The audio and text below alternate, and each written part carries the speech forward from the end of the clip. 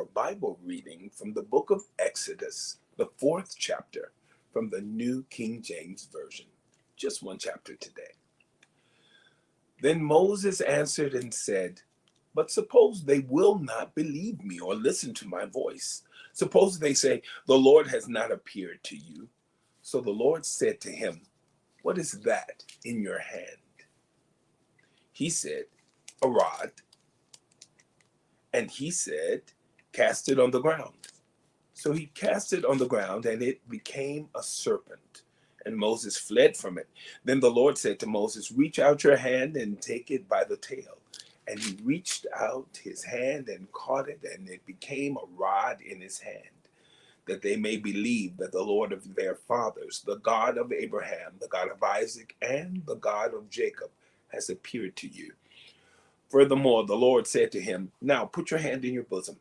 And he put his hand in his bosom, and when he took it out, behold, his hand was leprous like snow. And he said, 'Put your hand in your bosom again.' So he put his hand in his bosom again, and drew it out of his bosom, and behold, it was restored like his other flesh. Then it will be, if they do not believe you, nor heed the message of the first sign, that they may believe the message of the latter sign. And it shall be, if they do not believe even these two signs, or listen to your voice, that you shall take water from the river and pour it on the dry land. The water which you take from the river will become blood on the dry land." Then Moses said to the Lord, "O my Lord, I am not eloquent, neither before nor since you have spoken to your servant, but I am slow of speech and slow of tongue." So the Lord said to him, "Who has made man's mouth? Or who makes the mute, the deaf, the seeing, or the blind? Have not I the Lord? Now therefore, go, and I will be with your mouth and teach you what you shall say." But he said, "Oh, my Lord, please send by the hand of whomever else you may send." So the anger of the Lord was kindled against Moses, and he said, "Is not Aaron the Levite your brother? I know that he can speak well. And look, he is also coming out to meet you. When he sees you, he will be glad in his heart. Now you shall speak to him and put the words in his mouth, and I will be with your mouth and with his mouth, and I will teach you what you shall do. So he shall be your spokesman to the people, and he himself shall be as a mouth for you.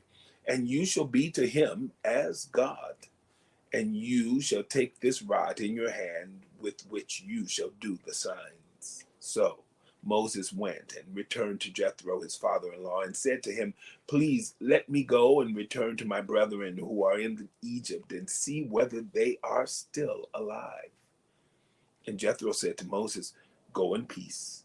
Now the Lord said to Moses in Midian, "Go, return to Egypt, for all the men who sought your life are dead." Then Moses took his wife and his sons and set them on a donkey, and he returned to the land of Egypt. And Moses took the rod of God in his hand. And the Lord said to Moses, "When you go back to Egypt, see that you do all those wonders before Pharaoh which I have put in your hand. But I will harden his heart, so that he will not let the people go.